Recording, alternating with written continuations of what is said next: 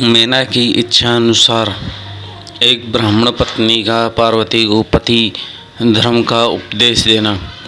ब्रह्मा जी कहते हैं, नारद तदंतर सप्तऋषियों ने हिमालय से ही कहा, गिरिराज अब आप अपनी पुत्री पार्वती देवी को की यात्रा का उचित प्रबंध करें। मुनीश्वर यह सुनकर पार्वती के भावी विरह का अनुभव करके गिरिराज कुछ पल तक अधिक प्रेम के कारण विषाद से डूबे रहे। कुछ देर बाद सचेत हो शैलराज ने तथास्तु कहकर मैना को संदेश दिया।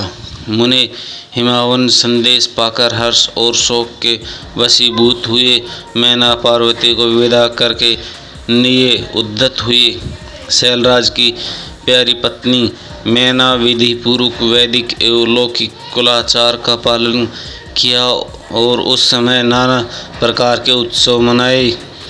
फिर उन्होंने नाना प्रकार के रत्न जड़ सुंदर वस्तु और वहरा आभूषणों द्वारा राजोचित श्रृंगार करके पार्वती को विभूषित किया। तत्पश्चात मैना की मनोभाव को जानकर एक सती साध्वी ब्राह्मण पत्नी गिरिराज को उत्तम पतिव्रत की शिक्षा दी।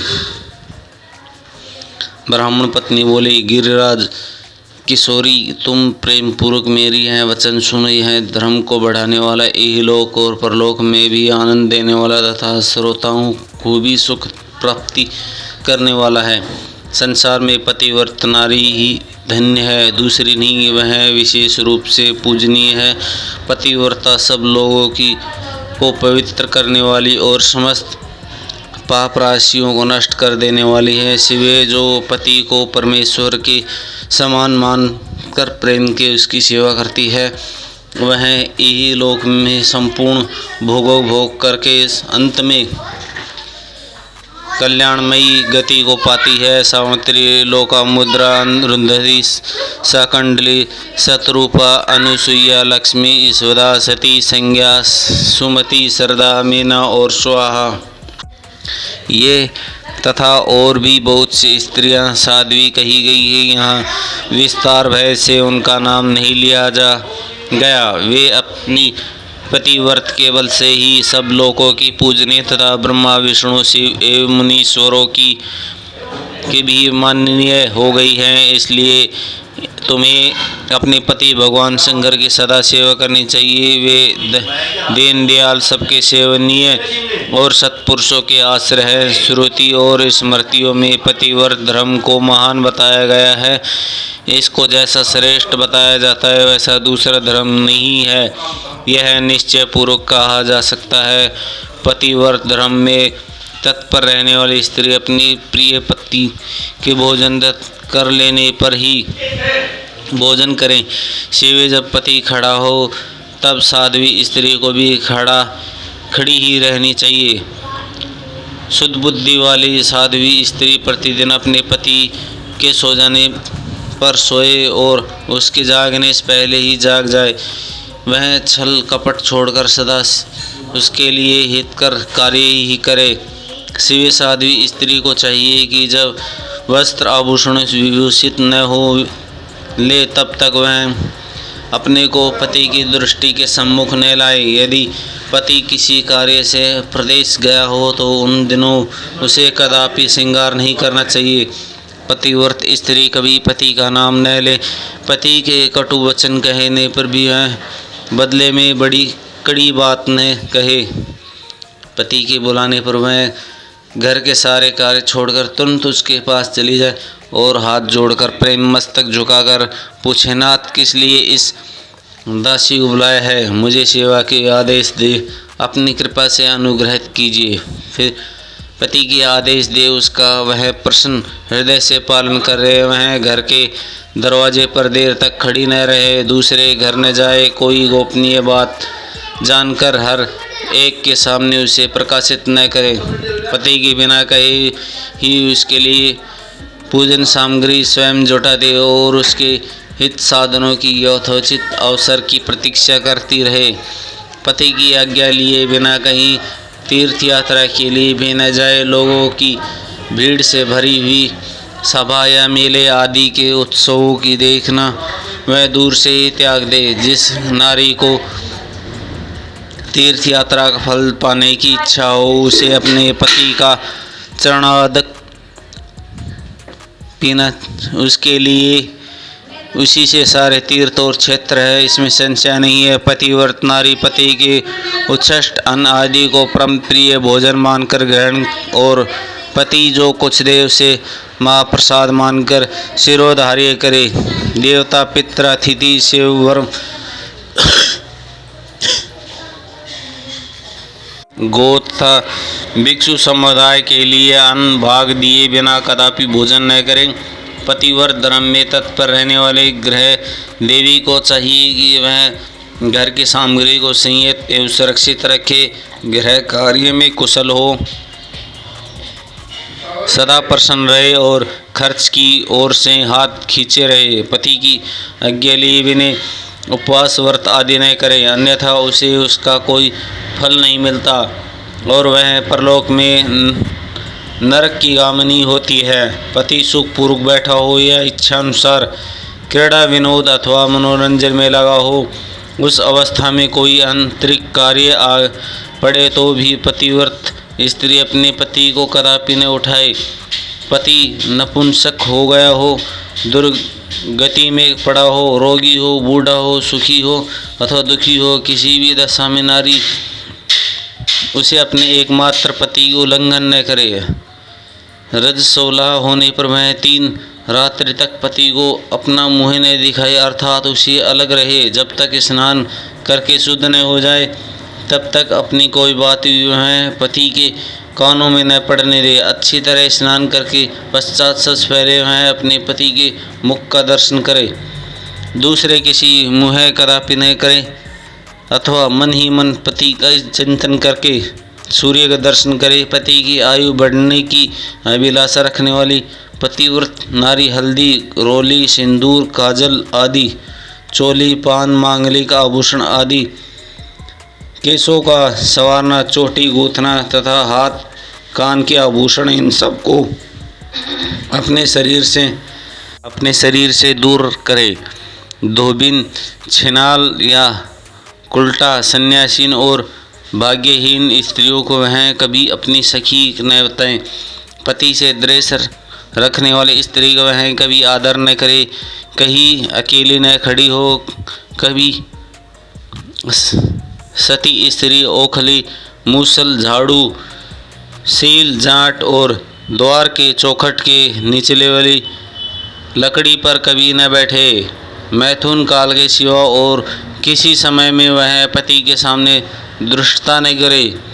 जिस वस्तु में पति को रुचि हो उसे वह स्वयं भी प्रेम करे। पतिव्रत देवी सदा पति का हित चाहने वाली होती है। वह पति के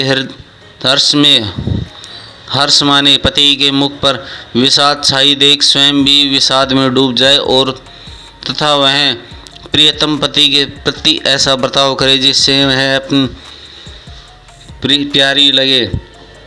पुण्यात्मा पतिव्रता स्त्री संपत्ति और विपत्ति में पति के लिए एक ही रहे, अपने मन में कभी विकार न आने दे और सदा धैर्य धारण किए रहे। घी, नमक, तेल आदि के समाप्त हो जाने पर भी पति की स्त्री होता पति की सहसा वह न कहे कि अमुक वस्तु नहीं है, वह पति को कष्ट या चिंता में डाले। देवेश्वरी पतिव्रता नारी को लिए एकमात्र पति ही ब्रह्मा, विष्णु और शिव भी अधिक माना गया है। उसके लिए अपना पति शिव रूप ही है। जो पति आज्ञा का उल्लंघन करके व्रत और उपवास आदि के नियम का पालन करती है वह पति की आयु हर लेती है और मरने पर नरक में जाती है। और स्त्री पति के कुछ कहने क्रोध और कठोर उत्तर देती है वह गांव में कुतिया और निर्जन वन में सियारनी होती है। नारी पति से ऊंचे आसन पर बैठे दुष्ट पुरुषों के निकट न जाए और पति से कभी कतार वचन न बोले, किसी की निंदा न करे, कलह को दूर ही त्याग दे, गुरुजनों के निकट न तो उत्सव में न बोले और न हंसे। जो भैंस बाहर से पति को आते देख तुरंत अन्न, जल, भोज्य वस्तु, पान और वस्त्र आदि की उनकी सेवा करती है, उसके दोनों चरण दबाती है, उनके मीठे वचन बोलती है तथा प्रियतम के खेद को दूर करने वाली अन्याय वो प्यास से प्रसन्नतापूर्वक उन्हें संतुष्ट करती है। उसे मानो तीनों लोगों की तृप्ति और संतुष्ट कर दिया।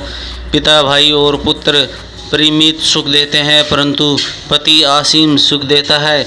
अतः नारी को सदा अपने पति की पूज्य आदर सत्कार करना चाहिए। पति ही देवता है, पति ही गुरु है और पति ही धर्म है, तीर्थ एवं व्रत है। इसलिए सबको छोड़कर एकमात्र पति ही आराधना करनी चाहिए।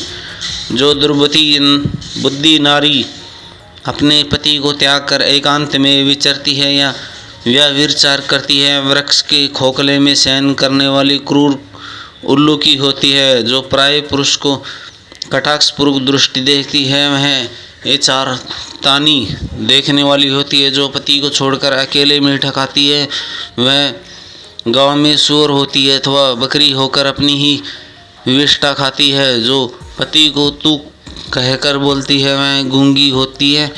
जो सोच से सदा ईर्ष्या रखती है, वह दुर्भाग्यवती होती है। जो पति की आंख बचाकर किसी दूसरे पुरुष पर दृष्टि डालती है, वह कानी टेढ़े मुँह वाली तथा कुरूपा होती है। जो निर्जीव शरीर तत्काल अपवित्र हो जाती है, उसी तरह पतिहीना नारी भली भांति स्नान करने पर भी सदा अपवित्र ही रहती है। लोकों में वह माता धन्य है, जन्मदाता पिता धन्य है तथा वह पति भी धन्य है जिसके घर में पतिव्रता देवी वास करती है। पतिव्रता के पुण्य से पिता, माता और पति के कुलों की तीन पीढ़ियों के लोग स्वर्गों में सुख भोगते हैं। जो दुराचारणी स्त्री अपना शील भंग कर देती है, वे अपने माता, पिता और पति तीनों लोगों के नीचे गिरती है तथा इस लोक और परलोक में दुख भोगती है। पतिव्रता पैर जहाँ पृथ्वी का स्पर्श करती है, वहाँ की भूमि पर्णहरिणी तथा परम पावन बन जाती है। भगवान सूर्य, चंद्रमा तथा वायु देवी अपने आपको पवित्र करने के लिए हे पतिव्रता स्पर्श करने के लिए किसी दृष्टि से नहीं डाल। जल ही सदा पवित्रता स्पर्श करना चाहिए और उसका स्पर्श करते अनुभव करता है कि आज मेरी जड़ता का नाश हो गया तथा आज मैं दूसरों को पवित्र करने वाला बन गया। भार्य ही गृहस्थ आश्रम की जड़ है, भार्य ही सुख का मूल है, भार्य ही धर्म की फल की प्राप्ति होती है तथा भार्य ही संतान की वृद्धि में कारण है। क्या घर में अपने रूप को लावण्य पर गर्व करने वाली स्त्री नहीं है, परंतु पतिव्रता स्त्री है। विनाशनाथ शिव के प्रति भक्त होने से ही प्राप्त होती है। भार्य इस लोक और परलोक में दोनों में विजय पाई जा सकती है। भार्यहीन पुरुष देवी सुर पितृ यज्ञ और अतिथि यज्ञ करने वाले अधिकारी नहीं होते। वास्तव में गृहस्थ वही है जिसके घर में पतिव्रता स्त्री है। दूसरे स्त्री तो पुरुषों की उसी तरह अपना ग्रास भोग्य बनाती, जैसे जरावस्था एवं राक्षसी जैसे गंगा स्नान करने से शरीर पवित्र होता है, उसी प्रकार पतिव्रता स्त्री दर्शन करने पर सब कुछ पावन हो जाता है। पति ही इंद्रदेव माने वाली सती नारी ही गंगा में कोई भेद नहीं। पतिव्रता और उसके पतिदेव उमा और महेश्वर समान है। अतः विद्वान मनुष्य उन दोनों का पूजन करे। पति प्रणव है और नारी देवी की ऊंचा। पति तप और स्त्री क्षमा, नारी सत्कर्म है, पति उसका फल। शिवे सती नारी और उसके पति दोनों दंपति धन्य है। गिरिराज कुमारी, इस प्रकार मैंने तुम्हें पतिव्रता धर्म वर्णन किया है। अब तुम सावधान हो जाओ, मुझे प्रसन्नतापूर्वक पतिव्रत के भेदों का वर्णन सुनो। देवी पतिव्रता नारी उत्तमा आदि भेद से 4 प्रकार की बताई गई है। जो अपना स्मरण करने वाली पुरुषों को सारा पाप हर लेती है। उमा, ध्यामा, निष्ठा और उत्कृष्ठा, ये पतिव्रता के 4 भेद है। अब मैं इनके लक्षण बताती हूँ, ध्यान देकर सुनो। भद्रे, जिसका मन सदा सौंपन में भी अपने पति को ही देखता है, दूसरे किसी पुरुष को नहीं, वह स्त्री उमा या उत्तम श्रेणी की पतिव्रता कही गई है। शैलेश, जो दूसरे पुरुषों को उत्तम बुद्धि के पिता, भाई एवं पुत्र के समान देखती है, उसे मध्यम श्रेणी पतिव्रता कहा गया है। पार्वती जो मन से अपने धर्म को विचार करके व्यभिचार नहीं करती, सदाचार में ही स्थिर रहती है, उसे निष्ठा अथवा निम्न श्रेणी पतिव्रता कहा गया है। जो पति के भय और कुल में कलंक लगने के डर से व्यभिचार से बचने का प्रयत्न करती है, उसे पूर्व काल के विद्वानों ने अति निष्कंठा अथवा निम्न कोटि की पतिव्रता बताया गया है। शिवे ये चारों प्रकार की पतिव्रता समस्त लोगों को पाप नाश करने वाली और उन्हें पतिव्रत बनाने वाली अत्रि की स्त्री अनुसैया, ब्रह्मा, विष्णु और शिव इन तीनों देवताओं की प्रार्थना से पतिव्रता के प्रभाव का उपभोग करके वाराह के साप से मरे हुए एक ब्राह्मण को जीवित कर दिया था। शैल कुमारी शिवे, ऐसा जानकर तुम्हें नित्य प्रसन्नतापूर्वक पति की सेवा करनी चाहिए। पति सेवन सदा समस्त अभीष्ट फलों को देने वाला तथा साक्षात जगदम्बा महेश्वरी हो और तुम्हारे पति साक्षात भगवान शिव है। तुम्हारा जो भी चिंतन मात्र करने से स्त्रियां पवित्र व्रता हो जाएंगी। देवी, यद्यपि तुम्हारे आगे यह सब कुछ कहने का कोई प्रयोजन नहीं है, तथापि आज लोकाचार का आश्रय ले मैं तुम्हें सती धर्म का उपदेश दिया। ब्रह्मा जी कहते हैं, नारद, ऐसा कहकर वह ब्राह्मण पत्नी शिवा देवी को मस्तक झुका चुप हो गई। इस उपदेश को सुनकर शंकर प्रिया पार्वती जी को बड़ा हर्ष हुआ।